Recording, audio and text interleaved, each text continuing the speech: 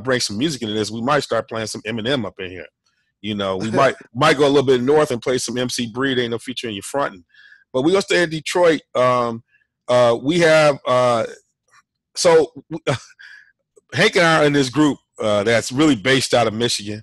I got Mark Mallory. He has his Mark Mallory Motown Live Lounge. He has a Facebook page. Shout out to you, Mark. Yeah, you have to give him a shout out. And there's been some good conversations going on. But there was a post about a Detroit Red Wing prospect, brother who was ejected from a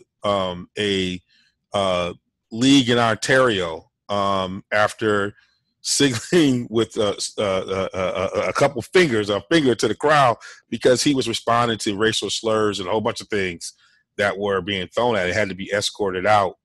And it got us talking about, you know, these sports that still are in this midst of transition around kind of racial identity. In some ways, they're having their 50s and 60s transition in their sports where you begin to see diversity, particularly in hockey, with the number of hockey players who are coming from African descent. So they might be Canadian born or US born or other born, but in some ways enduring. And one of the things I posted, it's weird that this stuff happens in hockey all the time, but the only league that's kind of been highlighted is the European Soccer League.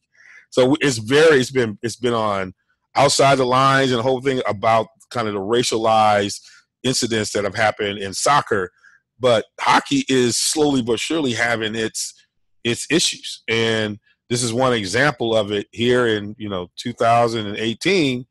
It feels like it's 1954. It's 60s. I know you had a chance to, check this out a little bit.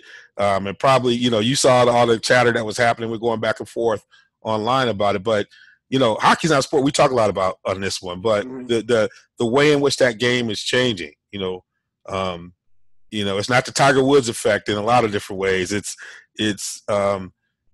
feels like the integration of other sports, probably more similar to the experience in baseball here historically we're seeing in hockey. What are some of your thoughts about some of the discussion that's been going around that in hockey? Well, the problem with hockey is because while it is still considered in the United States one of the four major sports, okay, in a lot of communities it's still a niche sport.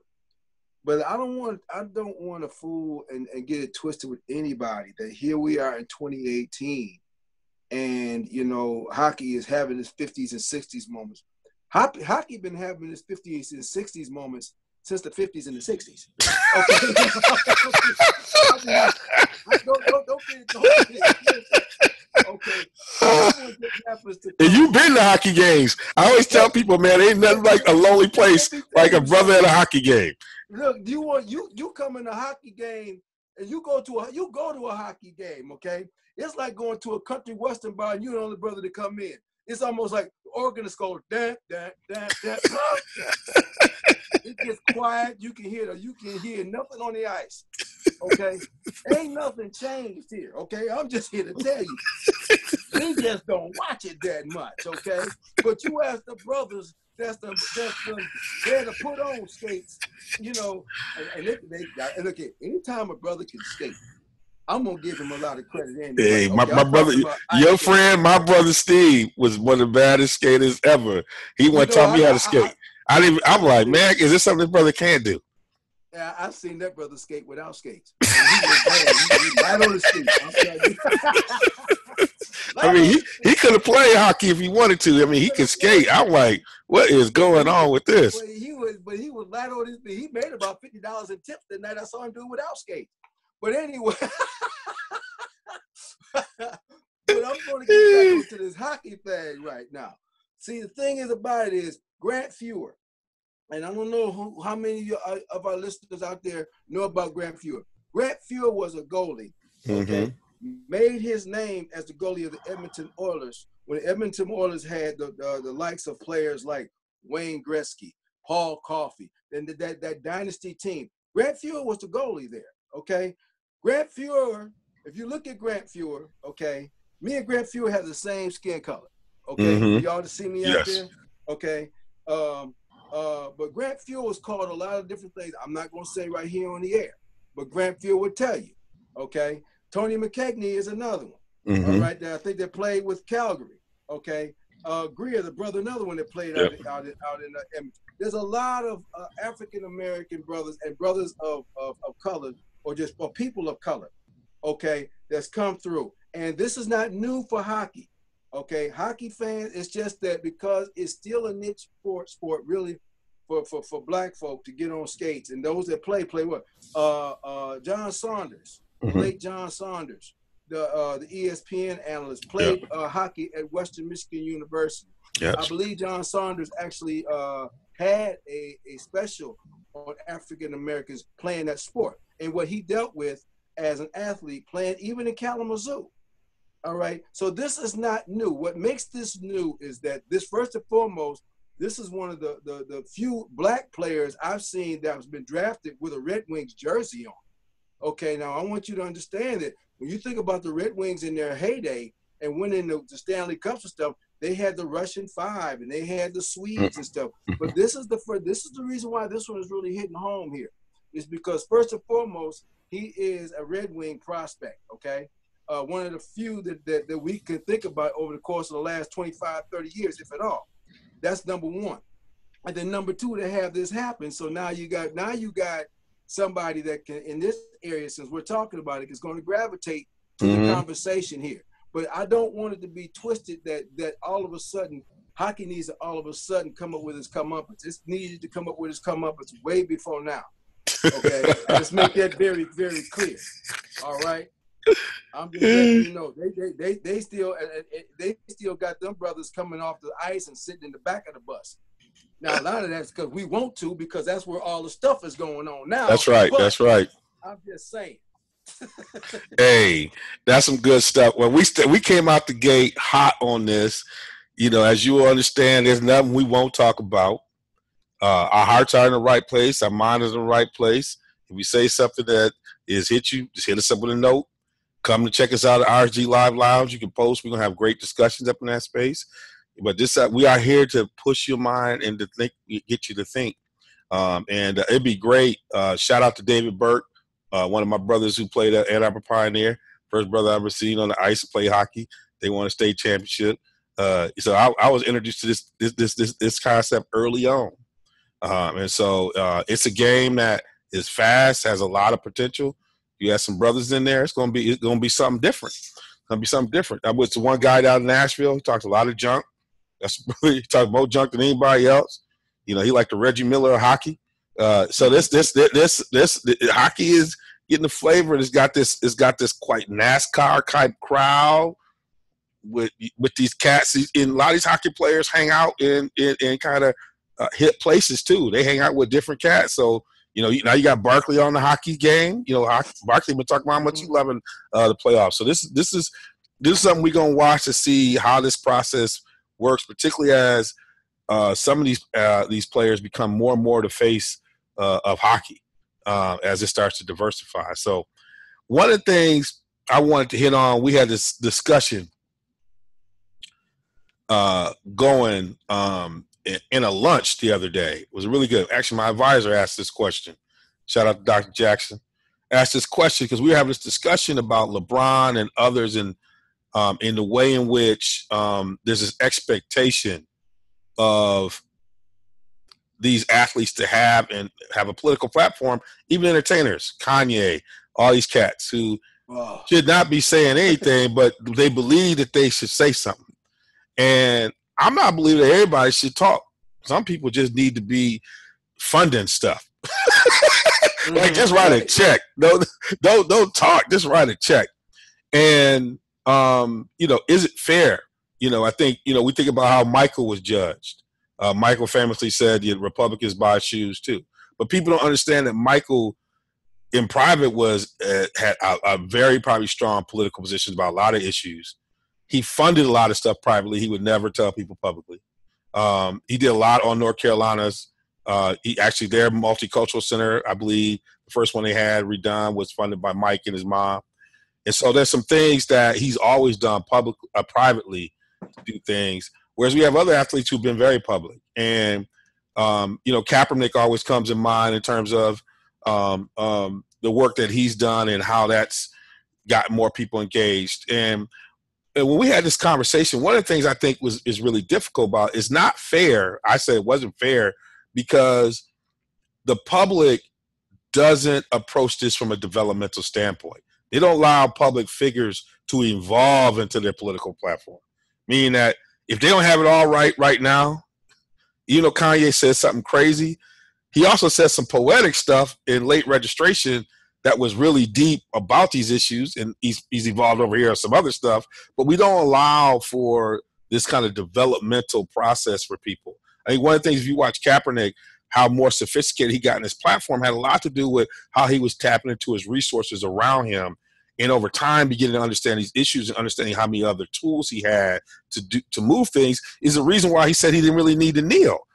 People just thought he didn't want to kneel because he wanted a job. Part of it is he realized he had made his point, but he had other things he could do, and he knew about that from tapping into the resources around him. And so I think a lot of public figures shy away from this stuff is because there's no space where they can have an opportunity to not fully engage and understand it.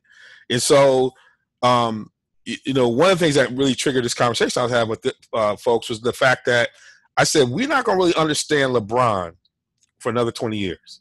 The things he's done, thinking about the fact he didn't go to college, came from high school, but how sophisticated he's developed and how he's kind of woven in all these things while still being the best player in the world.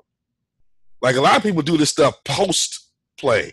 This cat not only is owning in sports, but he's owning in the entertainment industry. Like that's a hard industry to own in. I'm talking about like the movie part of it, the film, the Hollywood part. He's negotiated and gotten the space there as a mover and shaker on real projects. So, and he's using that in ways that you could deem as political around who he's allowing to have access, what stories are being told, how he's controlling how these stories are being told.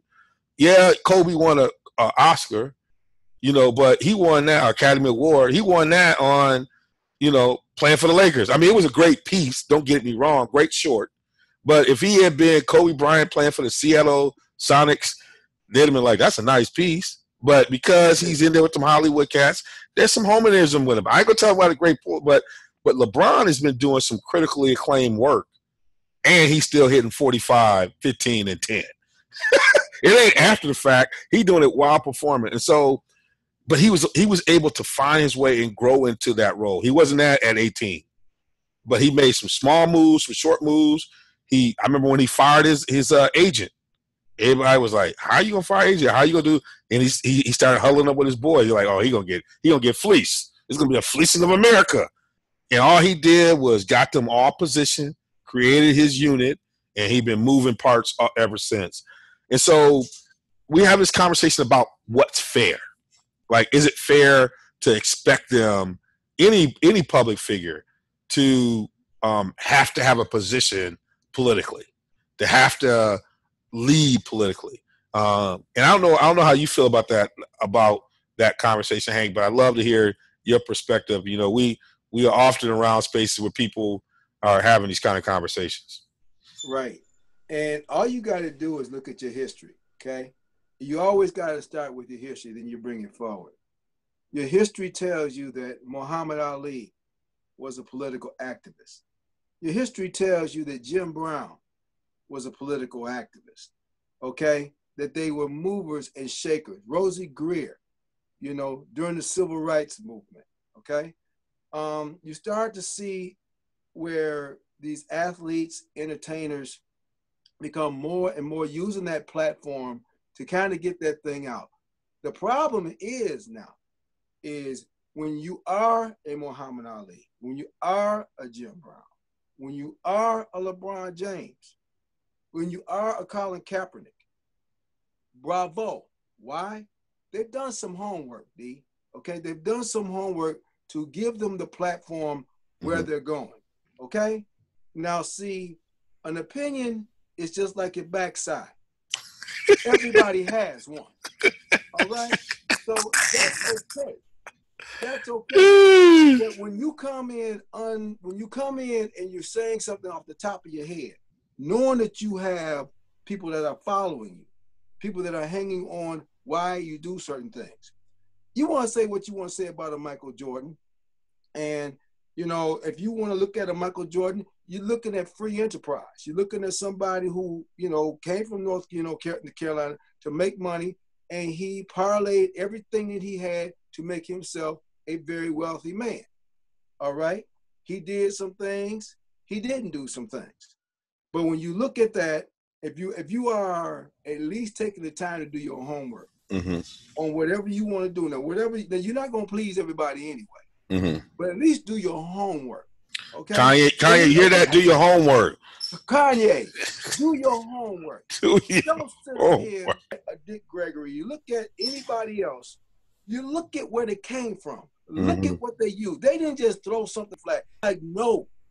But we are not a united country when this can continue to go on. Okay? And he was able to sound like a fool. How's that supposed to happen? And what they say, they can get him. Really? Really? That's how you sound when you say stuff stupid like that when you got a platform. Okay? Then you got other people who you're paying trying to make you sound like you got a little bit of sense when you got none. So I think that if you are going to do your homework, if you know you got you a following, okay? If you know you got something out there, do your homework. You owe it to yourself, if you ask me.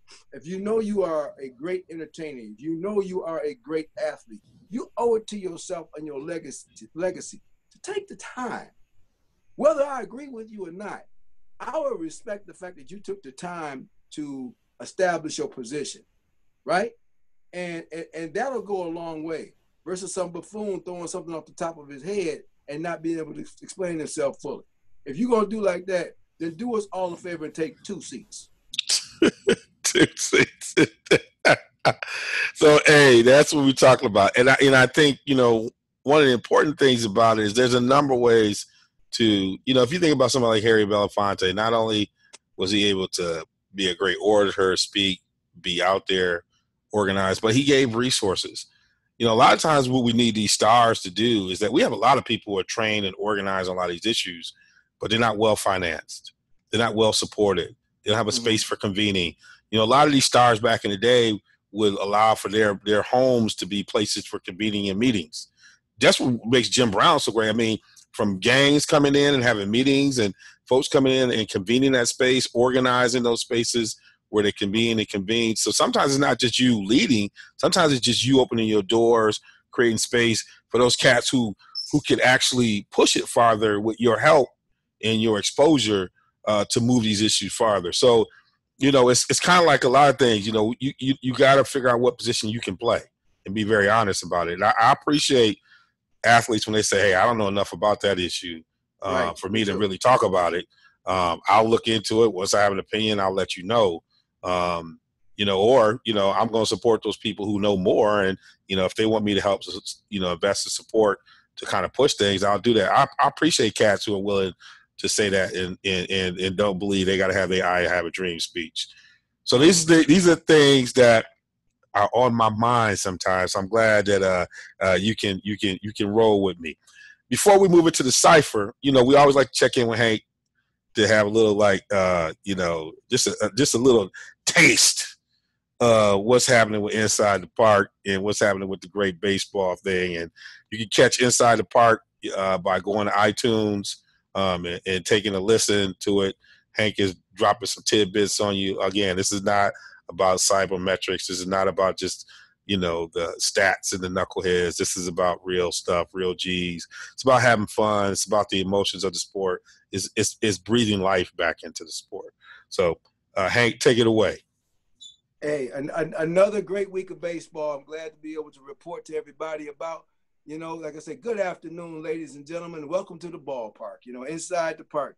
Got to start off with the story of the week. The story of the week is James Paxton. James Paxton, the pitcher for the Seattle Mariners, no hit the Toronto Blue Jays this week. in a fine game, out there in Toronto. And so I think the first no-hitter, I think, of the year so far. And D, I gotta tell you, what makes that so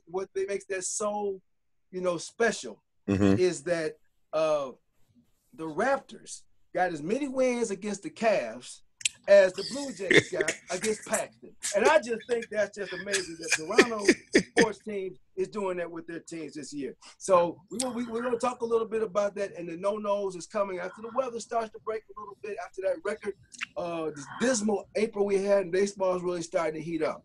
Now I'm going to switch gears a little bit about baseball this year, this time on this little segment. Tease y'all with where I want to, I love the heavyweights. I'm old school. I love the old boxing, the heavyweight fights. Okay, and what I see this year is the baseball version of Ali versus Frazier. When you look in the American League East, you look up and you see the old hated rivals. You see the Boston Red Sox, and you see the Bronx Bombers. And I ask myself, when I look at this, who would be who? And when I look at it just on the surface, I look at the Yankees being Frazier. Why? Because they got the big fish. They got the big fellas. They got Aaron Judge. They got Giancarlo Stanton. They got Tanaka. They got all that power. And they want to get you close and just bust you up. Then I look at the Sox for a little bit, and I see them being the finesse players. Okay, I see them with players like with the Flash, with like Mookie Betts and like J.D. Martinez, and I see them, being able to sting like a bee with that pitching staff with Sale and Price and Porcello and Kimbrel. So we want to be able to look at that all year long. Them heavyweights, who's going to try to really slug it out in the East, and what happens when they get to the World Champions when they talk about the Astros. And because the Astros has got their own little battle right now going with the Angels, but I don't trust the Angels because I don't trust Mike Scioscia. But you know what? Ohtani is somebody to watch all season. So that's something we're going to also tease. And you know what? There's a lot of good baseball out there that we're going to talk about. We're going to have a lot to talk about. But, with everything, with all the sunshine, there's got to be a little rain. There's got to be a little rain. So we got to talk about the land of misfit toys. The land of misfit toys so far as the American League Central. Why is that? Because you got the Cleveland Indians, you got the Cleveland Indians leading this heavyweight division with a .500 record. One game ahead of the Minnesota Twins, who's 2 games below .500. The land of misfit toys. The land of misfit toys. Things we want to look at as we go forward, though, is are the Atlanta Braves back?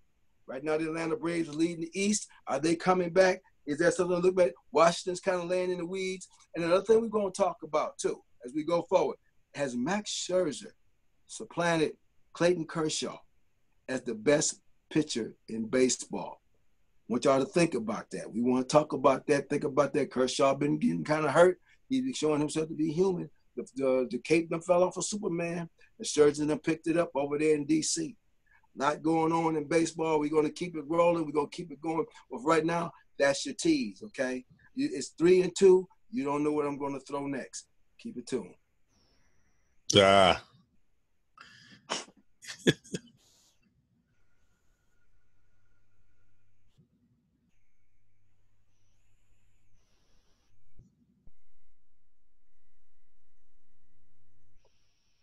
Come on back, brother. Where you at? Twitch. I was able to hide myself. Can you hear me? Yeah. I was able to hide myself, and now I'm trying to bring you back to the full screen. And we're about to bring it back in. It's one of these things where I'm playing around with the screen and the technical difficulties. Does look good? I'm back. I was trying to figure out how to hide because I wanted to give him the profile so he can highlight himself. And I was hiding and didn't know how to get back in. It was like a magic show in Vegas. I was like, here I am, and here I go. I can't come back. You can't do that to me, brother. Look. We salt and pepper. We run the coke. We Starsky and Hutch. Wherever I go, you go. So you go ahead and stay there with your pretty mug and just keep talking. And I just go ahead and all right? right? I was like, let me just let him spotlight. I'm giving you the steal sign. I'm giving you the steal sign. I'm going to right field. And I was caught in the middle of. I was caught in the middle. Like, let me get back to first. And you sit on here. You looking up in the stands. Come on, stay with me now. Well, now I figured out how to do it. So okay. I love giving you a spotlight. All right, we're about to enter the cipher here as we close out the show. It's NBA playoff time. My goodness, a lot's been going on with this. Wow. This show we've been hitting up. So I want to start out with they did the voting for a coach of the year, and Brad Stevens didn't get one vote. I know, from one of his peers, and a number of people saying it was very petty. Some of us like you usually don't split that votes that much. I think a couple other coaches got votes. But I can't imagine that Brad Stevens would not get one vote, given everything he did to get where he's going to go. I mean, I know Casey and what they did with Toronto, even though they got swept, getting that top seed in the East and just developing a lot of those young guys, changing the game up. I could see why Dwayne Casey was the winner of the Coach of the Year. But for Brad Stevens not to get one vote after losing is one of his top players in the first game, and then using Kyrie before the playoffs. Man, when you heard that, what'd you think? I was stunned because we talked about this. We said that Boston was done. Did we not? Yes. I said they were done. I said there's no way they're going to be able to advance in these playoffs with the mass unit that they've had over there, and with Spanky and our gang leading the rest of that team. And yet here they are again in the Eastern Conference Finals. And I do believe that and Brad Stevens has done a phenomenal job, okay? He's got those players playing in his system. He's made the right moves. And let's not get, like I said, this is a team that had everything to lose. That's right. When they lost Kyrie. For them to be playing in the Eastern Conference Finals, for him to find the talent of Rozier, okay, for him to do what he's been doing. Scary Terry. That's right. We talked about him a little bit last week. And for this team right now, if they go 5 and 6, if they go 6-7 games,